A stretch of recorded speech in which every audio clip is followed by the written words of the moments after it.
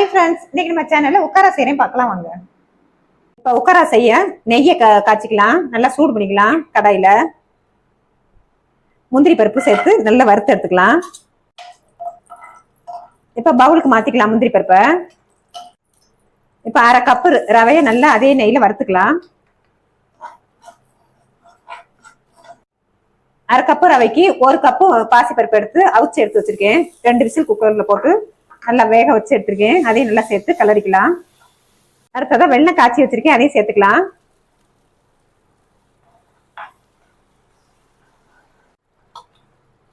அரை கப்பு ரவை, ஒரு கப்பு பாசி பருப்புக்கு ஒரு கப்பு வெள்ளம் கலந்து எடுத்திருக்கேன். நீங்க இனிப்புக்கு தகுந்த மாதிரி கூடுதல் குறைச்சலா சேர்த்துக்கலாம். அடுத்ததா அரை கப்பு தேங்காய் துருவல். அடுத்ததா நம்ம பொரிச்சு வச்சிருந்த முந்திரி பருப்பை சேர்த்துக்கலாம். ஏலக்காய் 2 தட்டி வச்சிருக்கேன், அதையும் சேர்த்துக்கலாம். எல்லாத்தையும் நல்லா கிளறி விட்டுக்கலாம். கடைசியா ஒரு ஸ்பூன் நெய் சேர்த்துக்கலாம். நல்லா அப்படியே அல்வா பதத்துல சுருண்டு வந்துடும். இப்ப நம்ம செஞ்ச உக்கரவை இடையில பரிமாறிக்கலாம்.